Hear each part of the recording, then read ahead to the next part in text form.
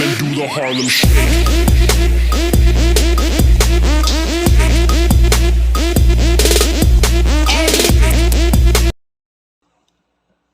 Assalamualaikum warahmatullahi wabarakatuh. Perkenalkan, nama saya Muhammad Fahrul Maulana. Saya berasal dari Universitas Indraprasta PGRI dengan nomor pokok mahasiswa 2021 1450 1169. Pada kesempatan kali ini, saya akan menjelaskan materi tentang bisnis dalam dunia ekonomi. Pengertian bisnis. Bisnis adalah kegiatan yang dilakukan oleh individu maupun kelompok yang melibatkan proses pembuatan, pembelian, penjualan, atau pertukaran barang maupun jasa dengan tujuan untuk meraih keuntungan. Lalu ada pengertian bisnis menurut para ahli. Yang pertama, menurut Griffin dan Ebert, bisnis adalah organisasi yang menyediakan barang atau jasa dengan maksud mendapatkan laba. Apabila kebutuhan masyarakat meningkat, maka lembaga bisnis pun akan meningkat pula perkembangannya untuk memenuhi kebutuhan tersebut sambil memperoleh laba. Lalu yang kedua ada menurut Hughes dan Kapor. Definisi bisnis adalah suatu kegiatan individu yang terorganisasi untuk menghasilkan dan menjual barang serta jasa guna mendapatkan keuntungan dalam memenuhi kebutuhan masyarakat. Selanjutnya ada manfaat bisnis. Yang pertama, bisnis memiliki manfaat yang diantaranya dapat meraih penghargaan dan pengakuan. Yang kedua, menjadi bos untuk diri sendiri dan menggaji diri sendiri. Yang ketiga, bisa mengatur waktu dengan leluasa. Yang keempat, belajar bisnis akan melatih keterampilan dan kepemimpinan. Yang kelima, tidak hanya selalu berkaitan dengan teori ekonomi saja. Yang keenam, bisnis akan mengajarkan bagaimana caranya memotivasi dan mengembangkan kemampuan diri. Lalu yang selanjutnya ada tujuan bisnis. Tujuan bisnis yang pertama yaitu untuk memperoleh keuntungan. Yang kedua, pengadaan barang atau jasa yang dibutuhkan oleh masyarakat. Yang ketiga, menciptakan lapangan pekerjaan. Yang keempat, meningkatkan pertumbuhan ekonomi secara umum. Yang kelima, meningkatkan eksistensi suatu perusahaan. Yang keenam, meningkatkan kesejahteraan pemilik bisnis dan semua orang yang terlibat di dalamnya. Lalu selanjutnya ada fungsi bisnis. Fungsi bisnis dibagi menjadi 4. Yang pertama ada form utility. Fungsi bisnis yang dilihat dari segi produksinya. Fungsi form utility membuat bisnis bertujuan untuk menciptakan barang atau jasa yang dibutuhkan oleh masyarakat. Misalnya, perusahaan tekstil menghasilkan bahan kain untuk dibuat pakaian.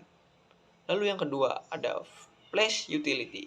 Fungsi ini untuk menyalurkan barang atau jasa yang diproduksi ke lokasi atau ke tempat konsumen yang membutuhkan barang atau jasa tersebut.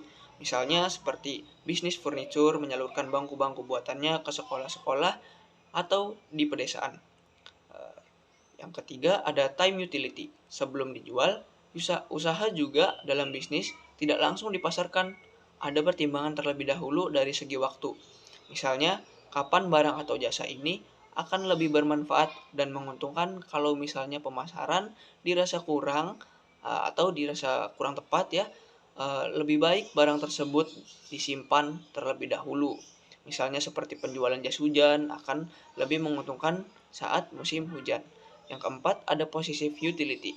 Untuk bisa disebut sebagai fungsi penjualan dengan mengubah kepemilikan. Lalu ada jenis bisnis berdasarkan kegiatannya. Yang pertama, ada bisnis ekstraktif. Bisnis yang berkaitan dengan pertambangan, yakni usaha yang melakukan penggalian tambang yang ada di dalam perut bumi. Contohnya seperti batu bara, minyak bumi, emas, tembaga, dan lain-lain. Yang kedua, ada bisnis agraris. Kegiatan usaha yang terjadi pada sektor pertanian, perkebunan, kehutanan, peternakan, dan perikanan. Lalu yang ketiga ada bisnis industri yang bergerak dalam bidang manufaktur. Contohnya seperti industri kapal laut, pesawat, kertas, mebel, tekstil, dan lain-lain. Lalu ada bisnis jasa. Kegiatan usaha yang produknya bukan barang jadi, namun sebuah usaha.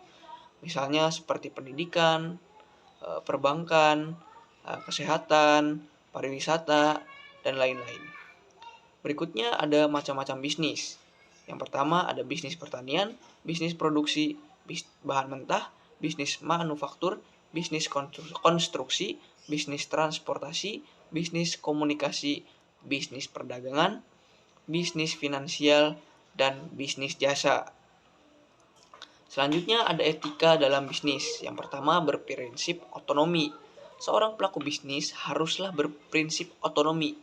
Maksudnya, dia bebas menentukan bisnis apa yang akan dia jalankan sesuai dengan visi dan kemampuannya. 2. Berprinsip kejujuran. Prinsip lainnya yang harus dimiliki oleh seorang pelaku bisnis adalah kejujuran. Sebuah usaha yang akan dijalankannya dengan jujur niscaya akan lancar. Jangan mencurangi saingan maupun konsumen dalam mendapatkan keuntungan.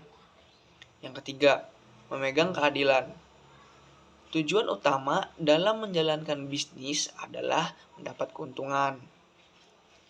Namun, dalam berjalannya suatu usaha, kita juga diperlukan keadilan, baik ke konsumen maupun ke karyawan itu sendiri. Nah, selanjutnya ada karakter bisnis. Yang pertama, dapat dilakukan oleh perorangan, kelompok, organisasi, lembaga, maupun institusi. Kedua, berkaitan dengan berbagai barang atau jasa yang dibutuhkan oleh manusia. 3. Bertujuan untuk mencari keuntungan, laba, ataupun profit. Lalu yang keempat, kegiatan usaha yang menentukan suatu harga yang sesuai. 5. Terdapat kemungkinan mengalami kerugian dalam pelaksanaannya. Lalu ada bentuk kepemilikan bisnis. Yang pertama ada perusahaan perseorangan. Merupakan suatu bisnis yang kepemilikannya dipegang oleh satu orang. Perusahaan ini dikelola oleh satu orang, yakni pemilik perusahaan yang memegang kendali penuh terhadap kelangsungan perusahaan. Modal perusahaan ini biasanya berasal dari harta pemilik perusahaan itu sendiri dan pemilik tersebut bertanggung jawab atas keseluruhan harta perusahaannya. Yang kedua, itu ada persekutuan. Adalah bentuk bisnis kepemilikan perusahaan dipegang oleh 2 orang atau lebih sesuai dengan kesepakatan yang telah dibuat guna mendapatkan keuntungan bersama. Yang ketiga, ada perseroan. Merupakan bisnis yang kepemilikannya perusahaan dipegang oleh beberapa orang dan diawasi oleh seorang dewan direktur. Yang keempat, ada koperasi. Bisnis yang beranggotakan orang-orang atau badan hukum koperasi dengan tujuan utama untuk menyejahterakan anggotanya dan kegiatannya berlandaskan oleh prinsip koperasi sekaligus sebagai gerakan ekonomi rakyat berdasarkan asas kekeluargaan. Sekian dari saya presentasi kali ini. Kurang lebihnya mohon maaf. Wassalamualaikum warahmatullahi wabarakatuh.